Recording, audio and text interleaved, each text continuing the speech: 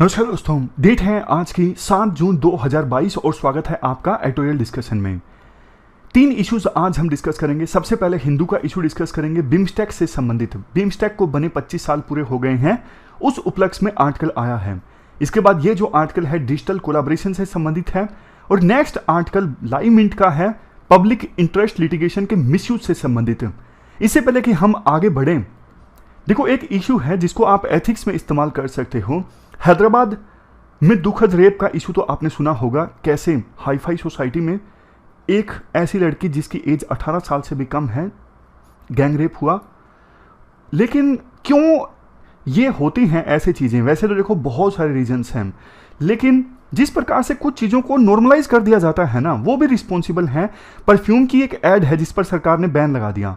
Add में कुछ ऐसा था, 4 लड़के किसी दुकान में थे, एक लड़की थी, तो लड़के बोलते हैं हम 4 और वो 1, पहला शॉट कौन लेगा? जबकि मतलब बातों से ऐसा लग रहा है जैसे महिला के संदर्भ में ये बातें बोली जा रही हैं, लेकिन सामने परफ्यूम था शॉट नाम का, तो उस पर बात चल रही थी।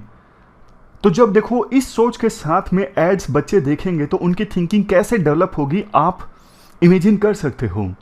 तो ये समाज को डिसाइड करना है कि समाज किस डायरेक्शन में बढ़ना चाहता है। जो आने वाली जनरेशन्स है उनके लिए क्या नॉर्मल है, उनको क्या अवॉइड करना है, क्या उनको सिखाना है, सब कुछ हमारे हाथ में है। अच्छा किया सरकार ने इस ऐड को बैन लगा दिया और फाइन भी लगना चाहिए, कार्रवाई भी होनी चाहिए। तो अब चलिए डिस्कशन स्टार्ट करते हैं। ये जो चीज़ है आप एथिक्स में इस्तेमाल कर सकते हो।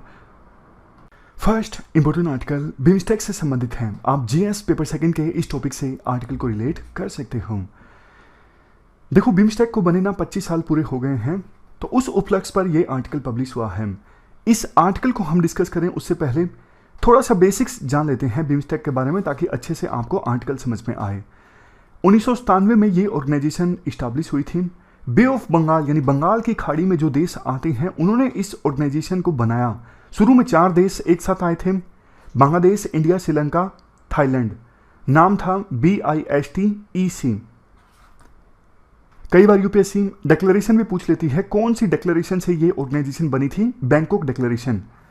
लेकिन देखो बाद में 3 और देशों ने इस ऑर्गेनाइजेशन को ज्वाइन कर लिया। 1997 के लास्ट में म्यांमार ने ज्वाइन किया और 2004 में नेपाल और भूटान ने भी ज्वाइन कर लिया। 4 ने शुरू में ज्वाइन किया था, 5वें देश म्यांमार ने 1997 के लास्ट में ज्वाइन कर लिया और 2 और देशों ने 2004 में ज्वाइन कर लिया, जिनका नाम है नेपाल और भूटान। अगर यूपीएससी टाइमलाइन पूछ ले कौन से देश ने कब ज्वाइन किया, ऐसा क्वेश्चन पूछ सकती है। आजकल यूपीएससी काफ़ी इनोवेशन कर रही है प्री में, तो आपको ये पता होना चाहिए कि कौन से देश ने कब ज्वाइन किया।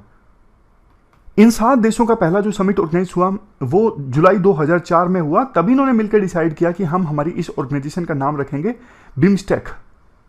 अभी देखो इस ऑर्गेनाइजेशन में जो देश आते हैं ना, उनकी कंबाइंड जीडीपी है $4 ट्रिलियन और टोटल वर्ल्ड में जितनी पॉपुलेशन है ना उसका 22% अकेली इसी ऑर्गेनाइजेशन के मेंबर कंट्रीज में है। और जाहिर तौर पर इंडिया जो है डोमिनेट करता है इस ऑर्गेनाइजेशन में। इंडिया की जीडीपी का साइज है $3 ट्रिलियन और इंडिया की पॉपुलेशन है $1.4 बिलियन। जब देखो ये ऑर्गेनाइजेशन बनी थी तो अपने आप में काफ़ी यूनिक थी, क्योंकि इसमें कुछ देश साउथ एशिया से आए, कितने 5 साउथ एशिया से आए हैं और 2 साउथ ईस्ट एशिया से हैं। तो कहा जा रहा था दोनों रीजन्स को आपस में जोड़ने का ये काम करेगी बिम्स्टेक ऑर्गेनाइजेशन। तो 25 साल अब पूरे हो चुके हैं। कल यानी 6 जून को इस ऑर्गेनाइजेशन को बने 25 साल पूरे हो गए। तो जो इस ऑर्गेनाइजेशन के पेरेंट्स हैं ना, यानी इस ऑर्गेनाइजेशन के मेंबर कंट्रीज, उनका दायित्व बनता है कि 25 साल पूरे होने पर एनालाइज करें जिस बच्चे को उन्होंने जन्म दिया था अब कैसी हालत है, मतलब ऑर्गेनाइजेशन क्या अपने गोल्स को अचीव करने में सफल हो पाई है या फिर नहीं। देखो जब ये ऑर्गेनाइजेशन बनी थी ना उस समय हालात अलग थे। 1997 में तो आपको पता है यूनिपोलर वर्ल्ड ऑर्डर था, यानी यूएसए एकमात्र सुपर पावर था। और आज आपको पता है सिचुएशन बदल गई है। आज यूएसए और चाइना के बीच में एक प्रकार से राइवलरी चल रही है। वर्ल्ड में सुपर पावर बनने के लिए चाइना यूएसए को रिप्लेस करके खुद सुपर पावर बनना चाहता है। इसके बाद राइटर के द्वारा कहा जाता है शुरू में देखो ये ऑर्गेनाइजेशन बनी ना तो इतनी एनर्जी नहीं थी, लेकिन 2016 में जब गोवा में समिट ऑर्गेनाइज हुआ ना, ब्रिक्स का समिट था, तो ब्रिक्स के समिट के साथ साथ बिम्स्टेक का भी समिट बुला लिया था इंडिया ने, क्योंकि आपको पता है सार्क तो ठंडे बस्ते में था, पाकिस्तान के साथ रिश्ते काफ़ी ख़राब हो गए थे, तो इंडिया को सार्क से उम्मीद नहीं थी।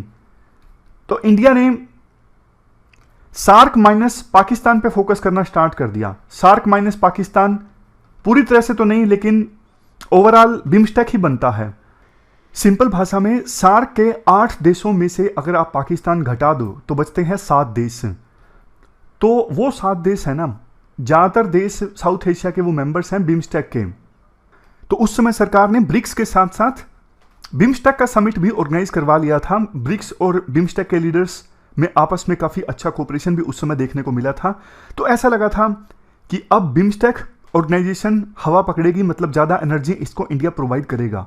कुछ रिफॉर्म्स देखो आए भी, जैसे बिम्स्टेक ने अपने लिए नया चार्टर क्राफ्ट किया। पहले 14 एरियाज ऑफ कोऑपरेशन हुआ करते थे, लेकिन स्ट्रीमलाइन करके अब 7 एरियाज ऑफ कोऑपरेशन है और हर एक देश ने एक एक एरिया में लीड लेने का ठाना है।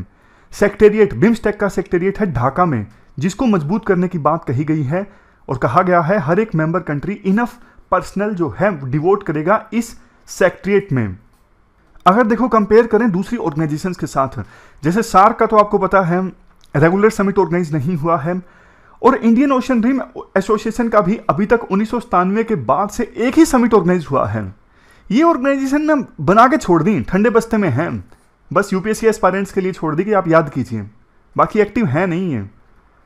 लेकिन बिम्स्टेक थोड़ी बहुत फिर भी एक्टिव है। 5 समिट ऑर्गेनाइज हो गए हैं, पहला 2004 में, उसके बाद 2008 में, फिर 2014 में, 2018 में और 30 मार्च 2022 को 5वां समिट ऑर्गेनाइज हुआ कोलंबो में।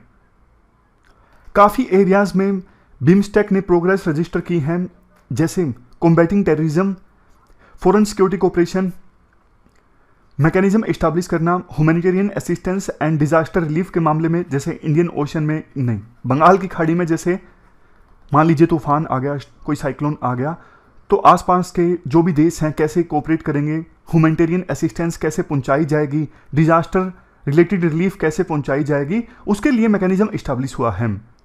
और भी एरियाज जैसे agriculture, trade, sustainable development, connectivity, इनको लेके एमओयूज और एग्रीमेंट साइन हुए हैं। कई इंस्टीट्यूशंस भी इस्टेब्लिश हुए हैं, जैसे energy centre and centre on whether and climate, ताकि इन एरियाज में ये देश मिलकर ज़्यादा से ज़्यादा कोऑपरेट कर सकें। तो ये तो कहाँ कहाँ प्रोग्रेस हुई है वो हमने डिस्कस किया। लेकिन देखो दिक्कत ये भी है ना, अब देखो जैसे श्रीलंका में इतने भयंकर इकोनॉमिक क्राइसिस चल रहे हैं, क्या बिम्स्टेक की कोई प्रतिक्रिया आई? नहीं। समिट ऑर्गेनाइज हुआ था कोलंबो में, लेकिन कुछ खास इस ऑर्गेनाइजेशन के द्वारा किया नहीं गया। इंडिया अलग से हालांकि हेल्प कर रहा है। म्यांमार में कितना कुछ हो चुका है, क्या कुछ बिम्स्टेक के द्वारा किया गया? नहीं। ये दिक्कत है, मतलब मेंबर कंट्रीज में जो बड़े बड़े घटनाक्रम होता है ना, उन पे भी प्रतिक्रिया या फिर उनको एड्रेस करने के लिए बिम्स्टेक के द्वारा कुछ नहीं किया जाता। जबकि दूसरी ऑर्गेनाइजेशन से कंपेयर करें ना, आसियान है, सार्क से बेशक अच्छी है, लेकिन आसियान ऑर्गेनाइजेशन थोड़ी एक्टिव है। म्यांमार में क्या कुछ हो रहा है उसके ऊपर आसियान की प्रतिक्रिया आई, कोशिश भी इन्होंने की कि म्यांमार में जो क्राइसिस चल रहे हैं उनको शांत किया जाए, हालांकि ऐसा पॉसिबल हो नहीं इसका। दूसरा चैलेंज ये है, कोई कॉम्प्रिहेंसिव फ्री ट्रेड एग्रीमेंट नहीं साइन हुआ है। 18 साल हो गए जब से एक फ्रेमवर्क एग्रीमेंट साइन हुआ था, लेकिन उसके बाद से कोई comprehensive free trade agreement sign नहीं हुआ है। 7 एग्रीमेंट्स साइन करने की आवश्यकता है एफटीए को साइन करने के लिए ओवरऑल, लेकिन 2 ही रेडी हैं, बाकी 5 पे तो चर्चा भी नहीं हो रही है। और इसके अलावा जब भी समिट होता है ना, बड़े बड़े पॉलिटिकल लीडर्स अपने मिनिस्टर्स और ऑफिशियल्स को बोलते हैं, अरे भैया फ्री ट्रेड एग्रीमेंट साइन करो, लेकिन आगे बात नहीं बढ़ती। दिक्कत यह है, तो बड़े बड़े लीडर्स भी ना फॉर्मेलिटी करके छोड़ देते हैं। नेक्स्ट, कनेक्टिविटी में डिसअपॉइंटमेंट है। Energy, digital and financial domain, यहां पर भी कोऑपरेशन का स्कोप काफी ज्यादा है, लेकिन मेंबर कंट्रीज इतना ज्यादा कोऑपरेट नहीं कर रही हैं। लिमिटेड प्रोग्रेस हुई है। सिर्फ मास्टर प्लान फॉर कनेक्टिविटी अपनाया गया है बिम्स्टेक के द्वारा, जिसको सपोर्ट किया गया था एशियन डेवलपमेंट बैंक के द्वारा। ये छोटे छोटे वो फैक्ट्स हैं जिस पर यूपीएससी क्वेश्चन पूछ लेती है। मास्टर प्लान फॉर कनेक्टिविटी जिसको सपोर्ट किया गया है एशियन डेवलपमेंट बैंक के द्वारा, कौन से ऑर्गेनाइजेशन के द्वारा अपनाया गया है? ए सार्क, बिम्स्टेक, बीबीआईएन या फिर आसियान? तो आंसर होगा क्या? बिम्स्टेक। कुछ कनेक्टिविटी को लेकर जो प्रोजेक्ट्स हैं वो भी पेंडिंग हैं। जैसे देखो इंडिया, म्यांमार, थाईलैंड के बीच कनेक्टिविटी इन्हेंस करने संबंधित जो ट्राइलेटरल हाईवे है उसका प्रोजेक्ट अभी तेजी से नहीं चल रहा है। हालांकि देखो BBIN जो 4 देश है ना, कौन कौन से, भूटान, बांग्लादेश, इंडिया, नेपाल, इनमें कनेक्टिविटी संबंधित कोऑपरेशन जरूर देखने को मिल रहा है। देखो अगर रीजनल कनेक्टिविटी को इंक्रीज करना है ना, ज्यादा फाइनेंशियल रिसोर्सेज की आवश्यकता है और इसके लिए बिम्स्टेक डेवलपमेंट फंड ये इस्टेब्लिश किया जा सकता है और ये तो कम से कम है। नेक्स्ट, बिम्स्टेक ने ना ब्लू इकोनॉमी के बारे में बात तो बहुत बोली है लेकिन काम स्टार्ट नहीं हुआ है। ब्लू इकोनॉमी मतलब ओशियन के जो रिसोर्सेज है ना, सी के जो रिसोर्सेज हैं समुद्र के, उनको इस प्रकार से यूज करना कि वो आने वाली जनरेशन के लिए खत्म ना हो। जैसे ऐसा नहीं कि मछुआरे मछली पकड़ रहे हैं तो बस सारी मछली पकड़ ली, अंडे भी खत्म हो गए और आने वाली जनरेशन के लिए मछलियां वहां पे पनपेंगी ही नहीं, ब्रीड नहीं करेंगी, तो ये तो दिक्कत हो जाएगी ना। नेक्स्ट फॉल्ट लाइन ये है, जो बिजनेस लीडर्स है ना इन देशों के, बिजनेस लीडर्स, कॉर्पोरेट लीडर्स, वो अभी फुली एंगेज नहीं कर रहे हैं। वो देखो एंगेज नहीं करेंगे तो फिर कैसे ट्रेड इंक्रीज होगा। लास्ट में राइटर ये सजेशन देते हैं, देखो जो क्वाड के मेंबर कंट्रीज हैं या फिर यूं बोलिए IPEF, जिसके बारे में हमने कल आर्टिकल डिस्कस किया था, वो ऑर्गेनाइजेशन से एनर्जी प्रोवाइड कर सकती हैं बिम्स्टेक को। ये और बड़ी ऑर्गेनाइजेशंस बिम्स्टेक के मेंबर कंट्रीज में इन्वेस्ट कर सकती हैं, ज्यादा कोऑपरेट कर सकती हैं। तो अब समय आ गया है इंडिया लीड करे, बिम्स्टेक का ज्यादा कोऑपरेशन होना चाहिए। जैसे ब्रिक्स के साथ इंडिया ने करवाया था ना, उसी प्रकार से IPEF, क्वाड, इन ग्रुप्स के साथ, इन इनिशिएटिव्स के साथ बिम्स्टेक का कोऑपरेशन इनहेंस होना चाहिए। तो ये हमने पूरा आर्टिकल डिस्कस किया बिम्स्टेक के 25 साल पूरे होने के मौके पर। चलते हैं आगे।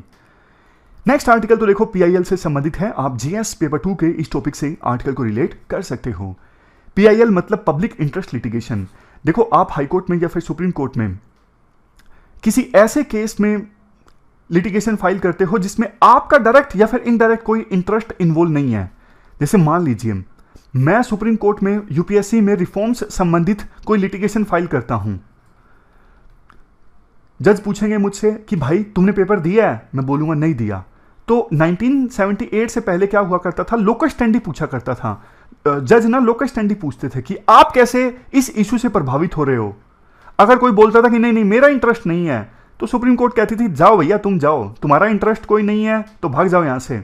लेकिन 1978 में जब पब्लिक इंटरेस्ट लिटिगेशन का कंसेप्ट आया ना, तो सुप्रीम कोर्ट ना पिटिशनर से नहीं पूछती आपका इंटरेस्ट इन्वॉल्व है या फिर नहीं है, आप डायरेक्टली उस इशू से प्रभावित हो रहे हो या फिर नहीं हो रहे हो। जब कोई पिटिशनर यूं बोल देना कि मैं पब्लिक इंटरेस्ट में फाइल कर रहा हूं, मेरा डायरेक्टली कोई इंटरेस्ट नहीं है, तो उस पिटीशन को सुप्रीम कोर्ट या हाई कोर्ट एक्सेप्ट करेंगी PIL के तौर पे। यानी ये पब्लिक इंटरेस्ट की लिटिगेशन है।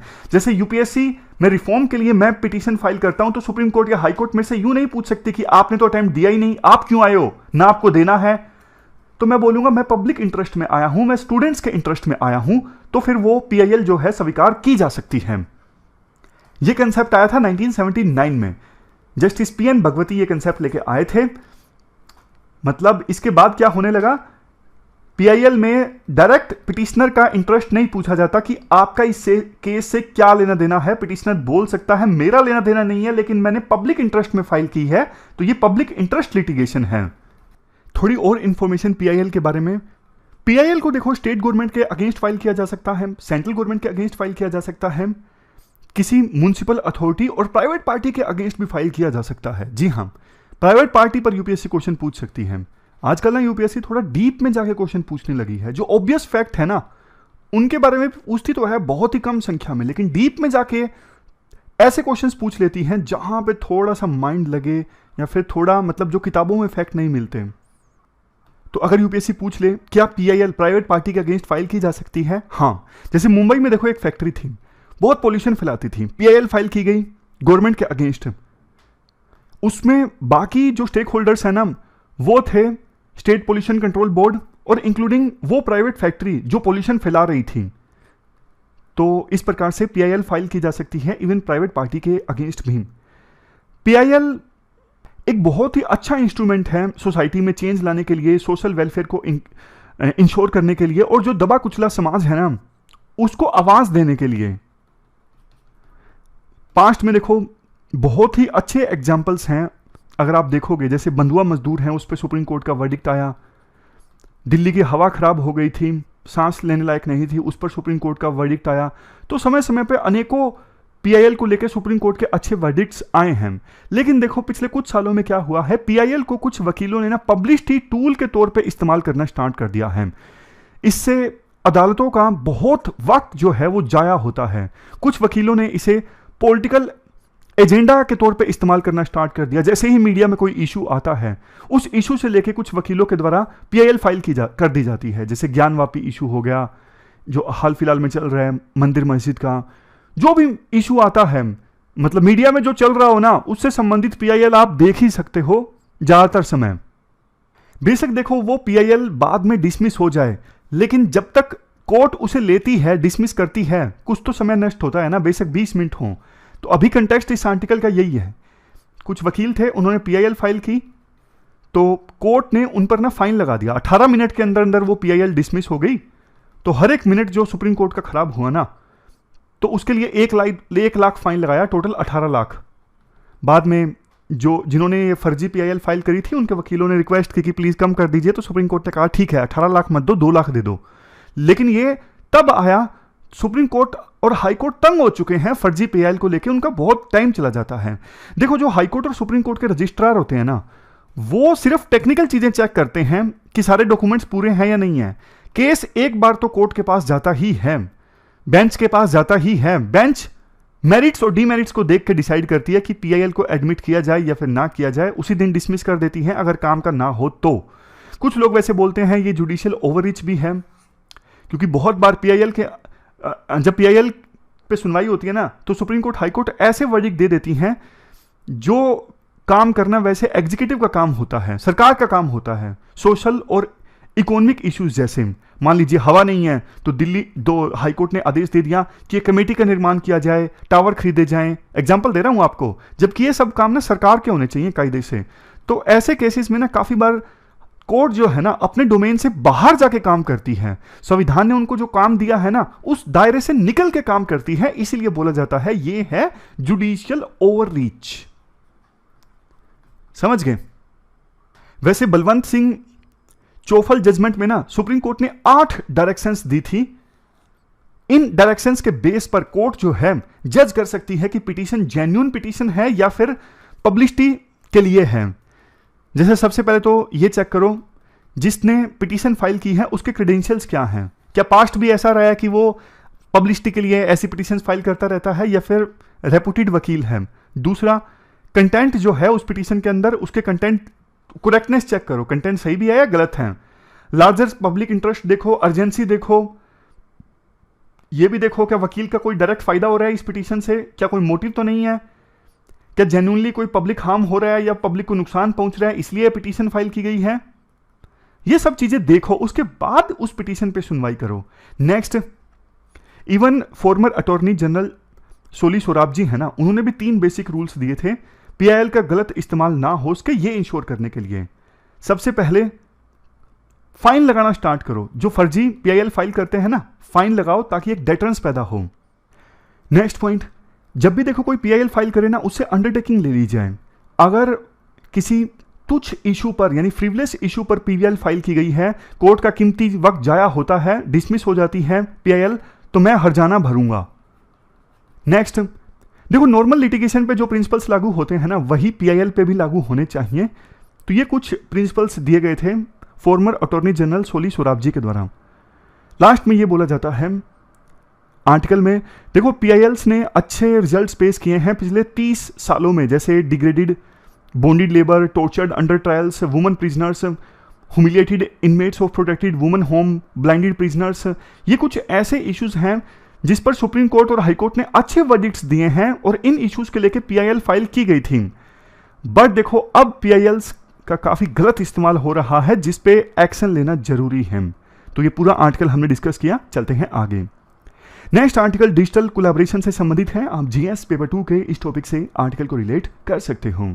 क्या कंटेक्स्ट है, यूजीसी ने देखो नॉर्म्स आसान बना दिए हैं, चीजों को सिंप्लीफाई कर दिया है। अब लोकल यूनिवर्सिटीज जो हैं वो फॉरेन यूनिवर्सिटीज के साथ कोलैबोरेट कर सकती हैं आसानी से, जॉइंट डिग्रीज को ऑफर करने के लिए या फिर ड्यूल डिग्री को ऑफर करने के लिए काफी अच्छी चीज है।